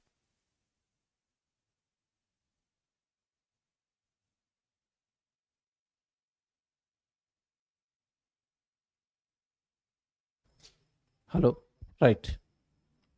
దేవుని పిల్లలారా, ఆ రోజు ఆ భయానికి కాస్త మనలో భక్తి ఉంది. ప్రార్థన చేసుకునే వాళ్ళం, బైబిల్ చదువుకునే వాళ్ళం. ఏమంటే ఆ రోజు బయటికి వెళ్ళడానికి ఎక్కడా లేదు కనుక కుటుంబం కూర్చుని చక్కగా బైబిల్ చదువుకున్నాం, ప్రార్థనలు చేసుకున్నాం. ఏమన్నా లైవ్లో దైవజనులు వచ్చి వాక్యం చెప్తుంటే వాళ్ళ వాక్యాలు విన్నాం. భక్తిగా ఉన్నాం కదండి ఆ రోజు. ఆ భక్తికి కారణం ఏంటో తెలుసండి? ఆ భక్తికి కారణం ఏంటి? భయం. భయం భక్తిని పుట్టించింది. ఈరోజు మనకేం లేదు, భయం లేదు కనుక భక్తి కూడా ఏమైపోయింది? తగ్గిపోయింది. ఇది న్యాయమా అని అడుగుతున్నాడు దేవుడు. నా వలన కదా నువ్వు బ్రతుకుతున్నావు, నేను కదా నిన్ను పుట్టించాను, నా ఇష్ట ప్రకారమైన జీవితం కదా ఇది. నాకు ప్రార్థించాలి కదా, నా సన్నిధిలో ఉండాలి కదా, నేను బ్రతకమన్నట్టుగా నువ్వు బ్రతకాలి కదా, నాకెందుకు అన్యాయం చేస్తావు నువ్వు? ఇది దేవుడు. న్యాయము కోరుతున్న న్యాయాధిపతి అంటే అందరికీ న్యాయం చెప్పే ఆయన తాను కన్న తన పిల్లల దగ్గరికి వచ్చి అంటున్నాడు, నీ బ్రతుకు అలా నీ ఇష్ట ప్రకారం నువ్వు నాకు దూరంగా బ్రతకడానికి కారణం ఏంటో నాకు న్యాయం చెప్పు. చూసారా ఎలా ఉందో? న్యాయము కోరుతున్న న్యాయాధిపతి. ఆ 7వ వచనం చదవండి మళ్ళా బైబిల్లో, యెషయా గ్రంథం 5వ అధ్యాయము 7వ వచనం చూడండి. 7వ వచనం మళ్ళీ చదువుతాం. ఇశ్రాయేలు వంశము సైన్యములకు అధిపతియగు యెహోవా ద్రాక్ష తోట, యోధా మనుషులు ఆయనకి ఇష్టమైన వనము. ఆయన న్యాయము కావాలని చూడగా ఏం కనబడిందట? బలాత్కారము కనబడెను. ఇదండి దేవుడి బాధ. నాకు న్యాయం కావాలి. నేను కన్నా నా పిల్లలు ఒకరినొకరు ప్రేమించుకుంటూ, ఒకరినొకరు ఆదరించుకుంటూ, నా పిల్లలు కదా, నా సంతానం కదా, నీతిగా, న్యాయంగా, యథార్థంగా ఒకని ఎడల ఒకడు న్యాయంగా బ్రతుకుతూ, నా ఎడల కూడా మీరు న్యాయంగా బ్రతుకుతారని ఆశిస్తే, ఎవడు భూమి మీద ఉన్న మనుషుల మధ్యలో దేవుడికి కనబడుతున్నది ఏంటట? బలాత్కారం అట. ఒకడినొకడు ఆక్రమించుకుంటున్నాడు, ఒకడినొకడు దోచుకుంటున్నాడు, బలవంతుడు బలహీనుడిని నాశనం చేస్తున్నాడు. ఇదా నేను మానవ సమాజంలో చూడాలనుకున్నది, నా పిల్లల మధ్యలో నేను చూడాలనుకున్నది? ఇదా అంటున్నాడండి దేవుడు. న్యాయము కావాలనని చూడగా నాకేం కనబడిందట? బలాత్కారము కనబడెను. నీతి కావాలనని చూడగా రోదనము వినబడెను. ఏడ్పు అండి, గోలండి మనుషుల మధ్యలో. దేవుని పిల్లలారా, ఇప్పుడు నాకు న్యాయం చెప్పండి, మీరు ఎందుకు ఇలాగైపోయారు? మీరు ఎందుకు దోచుకునే వారుగా, ఎందుకు ఇలాంటి అత్యాచారాలుగా, నేరాలు చేసేవారుగా మీరు ఎందుకు మారిపోయారు? నేను పరిశుద్ధుని కదా, నా గర్భాన పుట్టిన మీరు పరిశుద్ధంగా ఉండాలి కదా, నేను యథార్థవంతుడిని కదా, మీలో ఏదా యథార్థత? నేను న్యాయవంతుడిని కదా, ఏది మీలో ఆ న్యాయము? దేవుడున్నాడే, అన్యాయం చేస్తే ఆయన చూస్తాడే, ఆయన సన్నిధికి రాకపోతే ఆయన బాధపడతాడే. ఇలాంటి ఆలోచనలు నీలో లేకుండా ఎందుకు రోధించేవాడిగా మారిపోయావు అంటున్నాడు. దేవుడట నీతి కావాలని కోరుకున్నాడట, యథార్థత కావాలని కోరుకున్నాడట. కానీ మనుషులు ఏం చేస్తున్నారో తెలుసండి? ఒక మంచి మాట చూపిస్తాను, ముగించేస్తాను త్వరగా. యెహెజ్కేలు గ్రంథం మీరు చూడండి. యెహెజ్కేలు గ్రంథం 22వ అధ్యాయం మీరు చూడండి. యెహెజ్కేలు గ్రంథం 22వ అధ్యాయము 8వ వచనం నుంచి చూద్దామండి. యెహెజ్కేలు గ్రంథం 22వ అధ్యాయము 8వ వచనం చూడండి. మనుషులు ఎంతటి దారుణంగా తయారయ్యారో, ఏమంటే ఇలాంటి మనుషులను చూసి ఆయన ఎంత బాధపడతాడో మీరు ఆలోచించండి. యెహెజ్కేలు గ్రంథం 22వ అధ్యాయం 8వ వచనం నుండి మనుషులు చేస్తున్న పాపాలు చెప్తున్నాడు. నాకు ప్రతిష్ఠితమగు వస్తువులను నీవు తృణీకరించుచున్నావు, నా విశ్రాంతి దినములను నీవు అపవిత్రపరుచుచున్నావు. నా విశ్రాంతి దినం అంటే నువ్వు పలానా రోజు నా సన్నిధికి రావాలి అని, నువ్వు నా సన్నిధికి రావడానికి నేను దినాలను నిర్ణయిస్తే వాటిని మనిషి ఏం చేస్తున్నాడట? అపవిత్రపరుస్తున్నాడు. నేను రాను ఆదివారం గుడికి, నేను రాను బైబిల్ క్లాసులకి, నేను రాను సభలకి, నేనెందుకు రావాలి దేవుడి దగ్గరికి? అంతే కదండి. మీకు మాట చెప్తానండి, జాగ్రత్తగా వినండి నేను చెప్పేది. ఈరోజండి మనిషి ఏది చెయ్యాలనుకున్నా, ఏది చెయ్యాలన్నా దాని వెనకాల అతనికి ఏదో ప్రయోజనం ఉంటే చేస్తాడు. అవునా? అవునా కదా? మీరు చెప్పండి. ఎక్కడికి వెళ్ళాలన్నా, ఏది చెయ్యాలన్నా దాని వెనకాల అతనికి ఏముండాలి? ప్రయోజనం ఉండాలి. పెళ్ళిళ్ళకి వెళ్ళాలి, పెళ్లి వెనకాల కూడా ప్రయోజనం ఉంటుంది. ఏంటి చెప్పండి?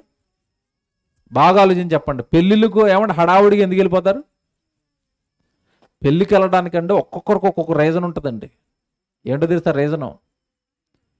కొత్తగా కొన్న పొట్టు చీర కొనుక్కుని, అప్పుడే చేయించుకున్న నెక్లెస్ పెట్టుకుని, బంగారపు గాజులు వేసుకుని, ఇదిగో మేము ఎంత రిచ్గా ఉన్నాము అని పెళ్ళికి వచ్చిన వాళ్ళందరికీ నా రిచ్నెస్ చూయించుకోవడానికి పెళ్ళికి వెళ్ళేవారు లేరా? ఉన్నారు.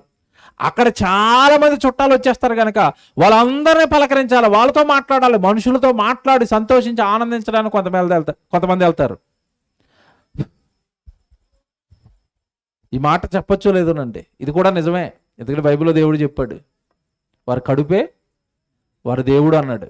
పెళ్ళికి ఎక్కువగా చాలా మంది దేనికి వెళ్తారు తెలుసండి? మంచి బిర్యానీ, అక్కడికి వెళ్ళగానే మటను, చికెను, భోజనానికి వెళ్ళే వాళ్ళు ఉన్నారు. అంటే మనుషులు చూసారా, వాళ్ళ సొంత ఇష్టాలు నెరవేర్చుకోవడానికి కార్యక్రమాలకు వెళ్తారు. వాళ్ళ వెనకాల ఒక ప్రోగ్రాంకి వెళ్తున్నారంటే, ఒక కార్యక్రమానికి వెళ్తున్నారంటే వాళ్ళ వెనకాల వాళ్ళ మనసుకి నచ్చింది ఏదో ఉంటుంది, ఏదో లాభం ఉంటేనే తప్ప వాళ్ళు అక్కడికి వెళ్ళరు. ఏ లాభం లేని ఒక కార్యక్రమం ఉంటుందంటే అక్కడ తక్కువగా ఉంటారు. ఎక్కడో తెలుసా? చనిపోయిన వాళ్ళ దగ్గర. చనిపోయిన వాళ్ళ దగ్గరికి పెళ్ళికి వచ్చినట్టుగా వస్తారండి? రారు. ఎందుకు? అక్కడికి వెళ్తే ఏ ఉపయోగం లేదు. అక్కడ పట్టుచీరలు ఉంటాయా? చచ్చిపోయిన శవాన్ని ఇంటి ముందు పెట్టుకుని పొడిచీరలు కట్టుకుని తిరుగుతారా? తిరగరు. మంచి చికెను, మటన్, మంచి హడావుడి హంగామా ఉంటుందా? ఉండదు. అక్కడికి వెళ్ళేసరికి ఏంటో తెలియని ఒక రకమైన బాధ, మనశ్శాంతి లేని, మనకెందుకు బాబు ఈ తలపోటు, ఇంట్లో కూర్చొని జబర్దస్త్ చూస్తాను. అంతే కదా? లాభం ఉంటేనే ఎక్కడికైనా వెళ్తున్నాడు. ఇప్పుడు చెప్తాను, జాగ్రత్తగా వినండి. ఇప్పుడు నేను దేవుడి దగ్గరికి ఎందుకు రావట్లేదు మనిషి అంటే, దేవుడి సన్నిధికి నువ్వు ఎందుకు రావు అంటే, పొలంలో పనికి వెళితే 1000 రూపాయలు జీతం వస్తుంది, ఆదివారం గుడికి వస్తే ఏమొస్తుంది? అంతేనా? ఏదో మనుషుల దగ్గరికి వెళ్ళిపోతే వాళ్ళతో పాటు ఆనందంగా ఉండొచ్చు, సంతోషంగా ఉండొచ్చు. దేవుడి సన్నిధికి వస్తే ఏంటండి బాబు, పాటలు పాడండి, ప్రార్థన చేయండి, వాక్యం వినండి, దేవుడికి ఇవ్వండి, దేవుడి కోసం బ్రతకండి. ఏంటిది? ఇదేమి నాకేమో నచ్చటం లేదు, అక్కడ నాకేమో లాభం దొరకటం లేదు. అందుకే కదండి మనుషులు దేవుడి దగ్గరికి రారు.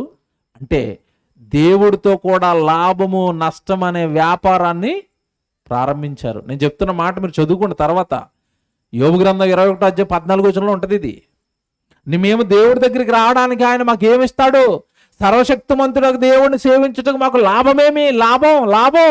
ఆయన దగ్గరికి వస్తే మాకు ఏం దొరుకుతుంది? ఏదైనా దొరికితే వస్తామన్నారు కనుక ఈరోజు చాలా మంది సేవకులు దేవుడి పేరట తాయిలాలు ప్రకటించారు. అందుకే కదండి సేవకులు ప్రకటించారు. ఏమని ప్రకటించారు? యేసుప్రభు దగ్గరికి రండి, మీకు రోగాలు పోతాయి. యేసుప్రభు దగ్గరికి రండి, మీకు ఆస్తులు వస్తాయి. యేసుప్రభు దగ్గరికి రండి, మీకు అప్పులు తీరిపోతాయి. ఎలాగో ఈయన సైకాలజీ ఏంటి? ఆయన దగ్గరికి వెళ్తే ఏదో ఒకటి మాకి కావాలన్న మనసుతో ఉన్నారు కనుక ఆఫర్లు ఇచ్చుకుంటూ వెళ్ళిపోయారు. నీ తండ్రి దగ్గరికి లాభం కోసం వెళ్తావా? నేను మాట్లాడుతాను, ఇది ఎంత అసహ్యమో మీకు అర్థమవుతుంది.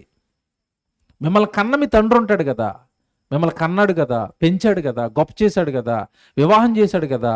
వృద్ధాప్యంలో ముసలైపోయి మంచం మీద పడుకున్నాడు. ఆ మంచం మీద పడిపోయిన వృద్ధుడైన నీ తండ్రిని చూడడానికి ఏదైనా లాభాపేక్షతో వెళతావా, ప్రేమతో వెళతావా? ఓ రోజు ఫోన్ చేసి, కొడుకా నాకు బాగోలేదురా, కొంచెం చూడడానికి రారా, మందులు పట్టుకురారా అన్నాడు. నీ దగ్గరికి రావాలా? మందులు పట్టుకుని రావాలా? నాకు ఫోన్పేలో ఒక 1000 రూపాయలు కొట్టు అన్నాడు అనుకోండి, అసలు కొడుకా? ఎవరు వృద్ధాప్యంలో ఉన్న తండ్రి దగ్గరికి వెళ్ళడానికి లాభాలు చూసుకునే కొడుకు కానీ కూతురు కానీ పిల్లలా? మీరు చెప్పండి. వాళ్ళు కాదండి. అలాగే పరలోకంలో ఉన్న కన్న తండ్రి సన్నిధికి రావడానికి నీకు లాభాలు ఇవ్వాలా? నీకు ఏదైనా చేస్తే వస్తావా, చేయకపోతే రావా? అసలు నీకు భక్తా? అసలు నీకు దేవుడు అర్థమయ్యాడా?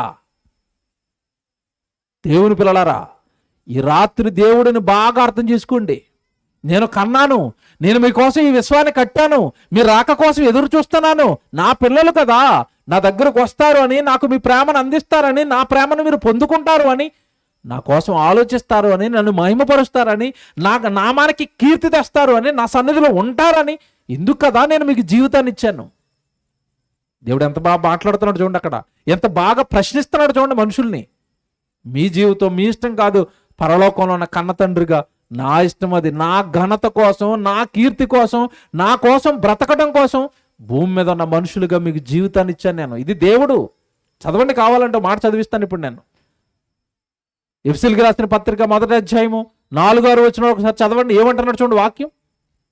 ఎఫెసీయులకు రాసిన పత్రిక 1వ అధ్యాయము 4-6 వచనాలు జాగ్రత్త చదవండి త్వరగా. ఎఫెసీయులకు రాసిన పత్రిక 1వ అధ్యాయము 4-6 వచనాలు. ఎట్లనగా తన ప్రియుని యందు తాను ఉచితముగా మనకు అనుగ్రహించిన తన కృపామహిమకు కీర్తి కలుగునట్లు. జాగ్రత్తగా వినండి, ఇది జన్మ అనేది దేవుడు ఎందుకు ఇచ్చాడో బిట్టుగా చెప్పుకుంటూ వెళతాడు.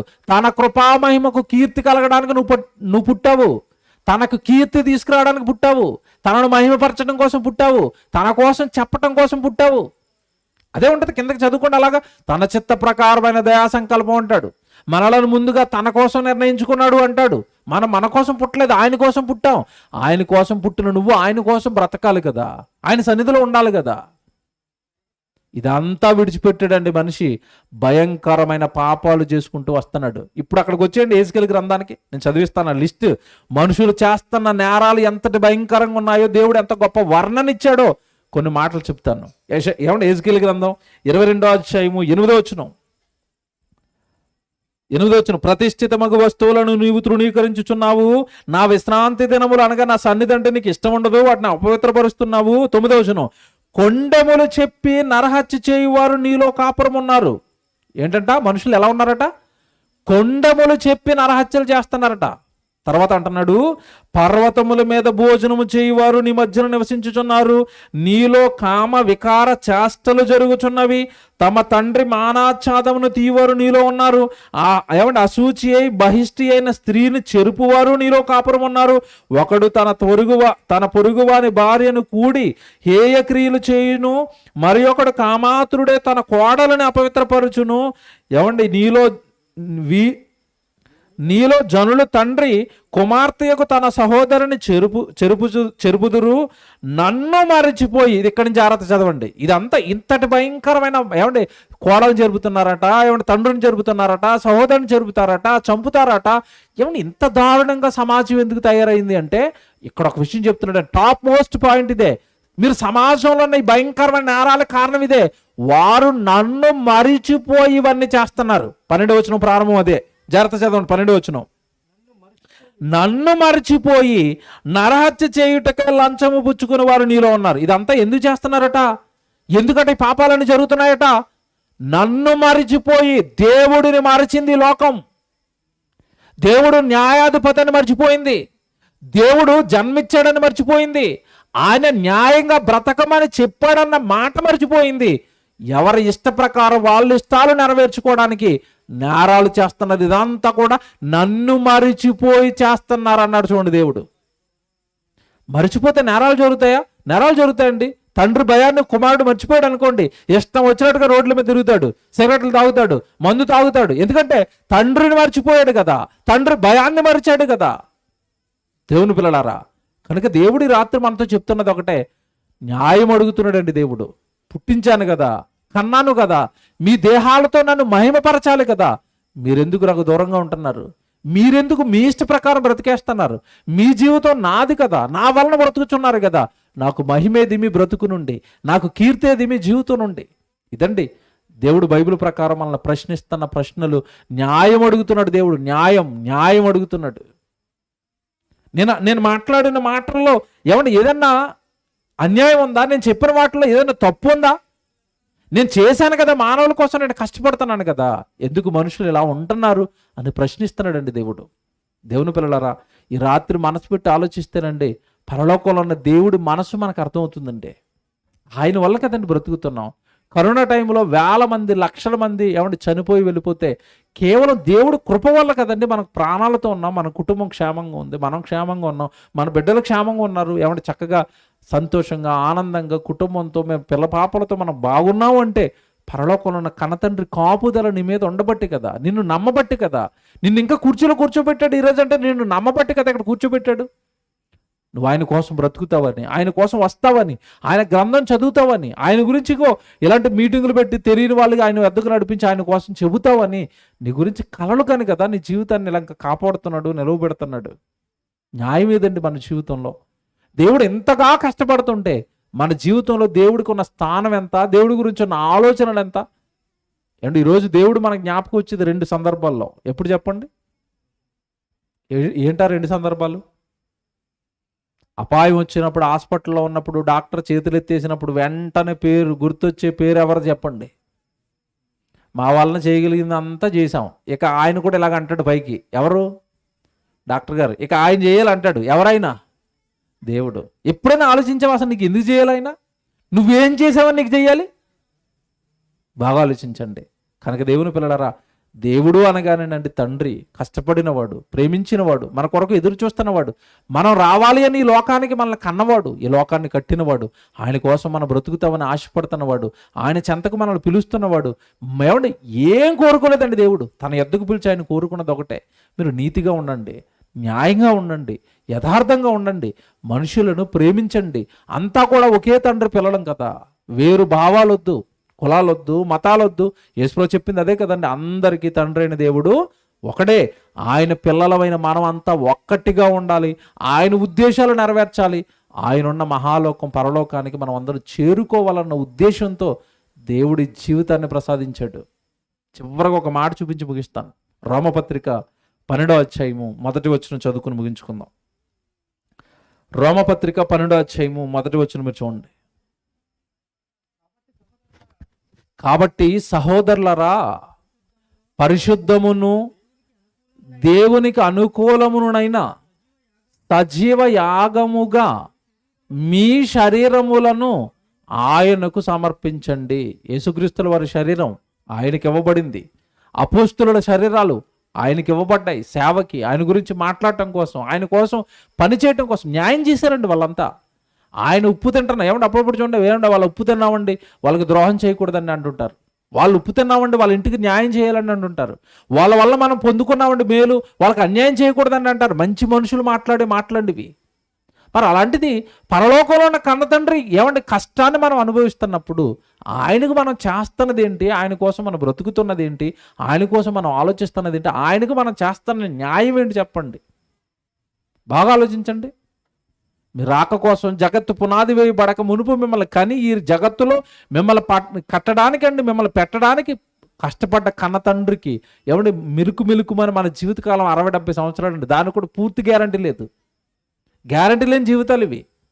కానీ మనిషి జీవితానికి గ్యారంటీ ఉందండి. ఈరోజు రోడ్డు మీదకి వెళ్ళిన వ్యక్తి క్షేమంగా ఇంటికి వస్తాడన్న గ్యారంటీ ఉందా? లేదు. కానీ షాపులోకి వెళ్ళి వస్తువులు కొన్నప్పుడు మాత్రం ఏ వస్తువులు అడుగుతాడు? గ్యారంటీ ఉండాలండి. సంవత్సరం గ్యారంటీ ఉంటేనే కొంటానంటాడు. ఇతను గ్యారంటీ ఉందండి సంవత్సరం? మనిషికి గ్యారంటీ లేదు, అన్ని వారంటీ గ్యారంటీ అడుగుతాడు. అది 3 సంవత్సరాలు గ్యారంటీ అంటావు, అది 3 సంవత్సరాలు ఉంటుంది, నువ్వు ఉంటావా? నీ సంవత్సరానికి గ్యారంటీ లేనప్పుడు, నీ జీవితానికి గ్యారంటీ లేనప్పుడు, ఏ క్షణం మరణం పలకరిస్తుందో నీకు తెలియనప్పుడు, మరణం పలకరించే మరుక్షణం నీకు కనపడేది దేవుడైనప్పుడు ఆయన లెక్కలు అడుగుతాడన్న భయం లేదా? నన్ను మరిచిపోయి ఇవన్నీ చేస్తున్నారు అన్నారు చూసారు ఇందాక దేవుడు. ఈరోజు మానవ సమాజం అంతా దేవుడిని మరిచి, ఆయన కన్నాడని మరిచి, ఆయన వలన పెంచబడుతున్నామని మరిచి తన ఇష్ట ప్రకారం తాను బ్రతకడానికి నిర్ణయించుకున్నాడు. అందుకే ఇదంతా మనకు అర్థం అవ్వడానికి ముందు దేన్ని ముందు పెట్టాడు? ఇందాక యెషయా గ్రంథంలో ద్రాక్ష తోటను ముందు పెట్టాడు. ఇందాక మిమ్మల్ని అందరినీ తోట గురించి చెప్పిన వెంటనే ఆ తోట పండనప్పుడు ఏం చేయాలని అడగగానే మీరు అందరూ ఏం చెప్పారు? కాల్చేయాలండి అన్నారు కదా. ఇప్పుడు దేవుడు కొరకు బ్రతకని మనిషి కూడా ఏం చేయాలి చెప్పండి? ఇప్పుడు దేవుడు ఏం చేయాలి? ఇప్పుడు నోరు రాదు మనకి, ఎక్కడో భయం వేస్తూ ఉంటుంది. ఏం చేయాలి? కాల్చేయాలి. కానీ అవకాశం ఇచ్చాడు, ప్రేమిస్తున్నాడు, మార్చుకోవడానికి ఇలాంటి ప్రసంగాలు చెప్తున్నాడు. నా దగ్గరికి రాని చేతులు చాచి ప్రేమమయుడు కదండి. ఇంకా స్టిల్ దేవుడు మనల్ని ఏం చేస్తున్నాడు తెలుసా? ప్రేమిస్తున్నాడు. ఒకటి మీరు మర్చిపోకండి, ఎప్పటికీ ప్రాణంతో ఉన్నాము అంటే ఎవడు మనం గొప్పవాళ్ళమనో కాదో, నీతిమంతులు అనో కాదండి, ఆ ప్రాణం ఉంటా సరి చేసుకోవడానికే ప్రాణాలతో ఉంచుతున్నాడు. ఇది పచ్చి నిజం అండి. మనల్ని మనం సరి చేసుకోవడానికి, మనల్ని మనం బాగు చేసుకోవడానికి, మనం యథార్థంగా దేవుడి సన్నిధిలో నిలబడడానికి మనల్ని ప్రాణాలతో ఉంచుతున్నాడు తప్ప మనం ఏదో గొప్పలు అనో, బలవంతులు అనో, నీతిమంతులు అనో కాదండి మన ప్రాణాలతో ఉంచింది. మనం ఎవ్వరం కూడా నీతిమంతులమే కాదు. సరి చేసుకోవడానికి అవకాశాలు ఇచ్చి, మార్చుకుని పరలోకం చేర్చుకోవడానికి ఈ అవకాశాలు ఇస్తున్నాడు, ఈ సభలు పెడుతున్నాడు, నీకు ఆయుష్కాలాన్ని ఇస్తున్నాడు. రాని చేతులు చాపి దేవుడు పిలుస్తున్నాడు. కనుక పరలోకంలో ఉన్న కన్న తండ్రి పిల్లలైన ఈ మానవ జాతి ఆయన బ్రతకమన్నట్టుగా బ్రతికి దేవుడికి న్యాయం చేయాలి. బైబిల్ ఒక సందర్భం ఉంటుంది, మీ అందరికీ తెలుసు. భక్తుల గురించి మాట్లాడుతూ అంటాడు, అసలు దేశం మొత్తం మీద వెతికితే భక్తుడు ఒకడును లేడట. ఎటు దేశం మొత్తంలో ఒక్క భక్తుడు లేడా? సరే, ఎలా మాట్లాడాడు దేవుడు? ఈరోజు భూమి మీద ఆయన కోరుకుంటున్నది ఏంటంటే భక్తిపరులు. ఒక దానియేలు కావాలి నాకు ఈ తరంలో, ఈ తరంలో ఒక దావీదు కావాలి, ఈ తరంలో ఒక స్తెఫను కావాలి, ఈ తరంలో ఒక పౌలు గారు కావాలి, ఈ తరంలో ఒక పేతురు గారు కావాలి, ఈ తరంలో ఒక అబ్రహాం కావాలి, ఈ తరంలో ఒక ఇస్సాకు కావాలి, ఈ తరంలో ఒక యాకోబు కావాలి. ఏరండి అలాగే తేల్చి చూస్తున్నాడండి. ఎవరండి? ఆలలా బ్రతికి ఆయన్ని కీర్తించి, ఆయనకు మహిమ తెచ్చి, ఆయన గురించి సమాజానికి చెప్పి వెళ్ళిపోయే వాళ్ళు ఎవరుంటారనని భక్తుల కోసం వెతుకుతున్నాడండి దేవుడు. భక్తుల కోసం. అవేనండి ఫలించిన ఫలాలు అంటే ఏవో కాదు. నువ్వు భక్తిపరుడుగా దేవుడికి ఏదైనా ఉపయోగపడితే నువ్వు ఫలించినట్టు దేవుడి కోసం నీ నుండి ఏదో ఫలాలు వెళ్ళాలి. ఈరోజు ఈ కార్యక్రమం పెడుతున్నారండి. నిజం, మీరు మనసు పెట్టి ఆలోచించండి. ప్రభు కుటుంబం, తమ్ముడు, ఏమంటే చెల్లి, వాళ్ళు చక్కగా ఈ కుటుంబాన్ని పెట్టి మనల్ని అందరినీ పిలిచారు. ఏమంటే వాళ్ళు ₹1000 ఖర్చు పెడతారు ఈ కార్యక్రమం కోసం. ఎందుకు మనల్ని అందరినీ పిలిచి దేవుడు కార్యక్రమం పెట్టి, దేవుడు వాక్యం చెప్పి మనందరి కోసం భోజనాలు ఉండి వాళ్ళు ఎందుకు ఇదంతా చేయాలి? వాళ్ళకి ఎందుకు ఈ కష్టం? మీరు ఆలోచించండి. వాళ్ళకి ఎందుకండి ఇవే డబ్బులండి? మీరు నిజంగా ఆలోచించండి. ఈరోజు 20,000 30,000 ఖర్చు చేయండి. 20,000 30,000 ఒక హోటల్ పట్టుకుని వెళ్ళి వాళ్ళిద్దరు ఫ్యామిలీ అబ్బాయిని తీసుకుని వెళ్తే అది ఎంత బాగా జరుగుతుంది వాళ్ళకి? మంచి 5 స్టార్ హోటల్కి వెళ్ళి మంచి బిర్యానీ తిని మంచి పార్టీ చేసుకుని వచ్చేయచ్చు కదా. కానీ అలా ఆలోచించలేదు చూసారా వాళ్ళు? నా బంధువులందరినీ పిలవాలి, ఆయన గురించి చెప్పాలి, ఆయన గురించి చెప్పించాలి, కొద్దిమందినైనా ఆయన మళ్ళించాలి. ఆయనకు ఏమంటే ఫలాలు తెచ్చే కుటుంబం అండి. ఆయన కొరకు బ్రతుకుతున్న కుటుంబం, ఆయనకి ఈరోజు ఉపయోగపడిన కుటుంబం. ఒక ఫలం వచ్చింది, ఆ కుటుంబం నుండి ఫలం వచ్చింది దేవుడికి. మన జీవితాల నుండి, మన బ్రతుకుల నుండి గృహకొడుకులు పెడుతున్నారా? సభలు పెడుతున్నారా? ప్రార్థనలు పెడుతున్నారా? ఇదిగో మీ ప్రాంతంలో వేదిక మీద ఉన్న దైవజనులు ఉన్నారు కదా, వీళ్ళు చక్కగా తీసుకువెళ్ళండి. మీ దగ్గర ఉన్న ప్రాంతాల్లో గ్రామాలకు తీసుకెళ్ళండి, పట్టణాలకు తీసుకెళ్ళండి. చక్కటి వాక్యాలు వాళ్ళతో చెప్పించండి. కొద్దిమందినైనా దేవుడు వైపు మళ్ళించండి. అప్పుడు కదండి దేవుడికి ఉపయోగపడుతున్న వాళ్ళం. మన పంట చేతికొచ్చిన పంట అవుతాం, ఆయనకు ఉపయోగపడే పంట అవుతాం కదండి మనం. అలా బ్రతకనప్పుడు అండి మన ఇష్టాలు, మన సంతోషాలు, మన ఆనందాలు అయినప్పుడు ఇంక దేవుడికి ఉపయోగపడే వాళ్ళంగా మనమేమున్నాం చెప్పండి? ఈరోజు అసలు మన నుండి ఏం ఆనందపడతాడు దేవుడు? భక్తుడు అనగానే ఒకటే గుర్తుపెట్టుకోండి మీరు. బైబిల్ అంతటిలో నేను చెప్తున్నా, ఏమండి ఈ మాటను మీరు మనసులో పెట్టుకుని ఇప్పుడు బైబిల్ చదవండి. భక్తుడు అనగానే ఈ లోకానికి దూరంగా ఉన్నవాడు, దేవుడికి దగ్గరగా ఉన్నవాడు, దేవుడికి ఉపయోగపడిన వాడు భక్తుడు. బైబిల్ అంతా మీరు చదవండి, ఇదే కనపడుతుంది. నువ్వు భక్తుడువా? నీకోసం దేవుడు ఎదురు చూస్తున్నాడు. నీ మార్పు కోసం దేవుడు ఎదురు చూస్తున్నాడు. నువ్వు ఆయన సన్నిధిలో ఉండాలని కోరుకుంటున్నాడు. ఆయన వాక్య ప్రకారం నువ్వు ఫలించాలని కోరుకుంటున్నాడు. యేసుప్రభు అన్న మాట మనందరికీ తెలుసండి. మీరు బహుగా ఫలించుట వలన నా తండ్రి సంతోషిస్తాడు, ఆనందిస్తాడు. ఫలాలు లేకపోతే ఏం సంతోషం అండి? ఏమంటే పిల్లోడిని స్కూల్లో వేసాం, స్కూల్లో వేసిన వెంటనే ఏమంటే ఎల్కేజీలోను యూకేజీలోను వేశారు, నర్సరీలో వేశారు. తర్వాత ఏం చేయాలి వాడు? స్టెప్ బై స్టెప్ క్లాసుల్లో ఎదగాలి, అంతేనా? 1 నుంచి 2, 2 నుంచి 3, 3 నుంచి 4. అప్పుడు తండ్రి ఏమనుకుంటాడు? అబ్బా మా వాడు భలే చదువుతున్నాడండి, పాస్ అయిపోతున్నాడండి. ఎన్ని సంవత్సరాలైనా 1 తరగతిలోనే ఉన్నాడు అనుకోండి, ఫలించాడా ఫెయిల్ అయిపోయాడా? నువ్వు ఎన్ని సంవత్సరాలు గుడికి వెళ్ళినా దేవుడికి ఏం చేయట్లేదు అనుకోండి, నువ్వు ఫలించావా ఫెయిల్ అయిపోయావా? ఫెయిల్. దేవుడి కార్యక్రమాలు నీ జీవితంలో లేనప్పుడు, దేవుడి కోసం నీ కష్టం ఖర్చు అవ్వనప్పుడు, నీ దేహం ఆయన సేవలో వాడబడినప్పుడు ఏమన్నా మన జీవితం నుండి ఫలాలు రానట్టే, మనం ఫలించినట్టే. కనుక ఆలోచించుకోండి, మంచి నిర్ణయాలు తీసుకోండి, దేవుడి కోసం బ్రతకటానికి ఆలోచించండి, దేవుడి సన్నిధిలో ఉండడానికి, దేవుడి వాక్యం నేర్చుకోవడానికి, దేవుడి సేవను చేస్తున్న సేవకులకు సహకారులుగా ఉండి, వాళ్ళ వెన్నుదన్నుగా ఉండి, వాళ్ళ వెనకాల ఉండి, మీరు వెళ్ళండి మిమ్మల్ని మేము పంపిస్తాము వెనకున్నాము అని దైవజనులకు సహకారులుగా ఉండి వాళ్ళతో సేవను జరిగించండి.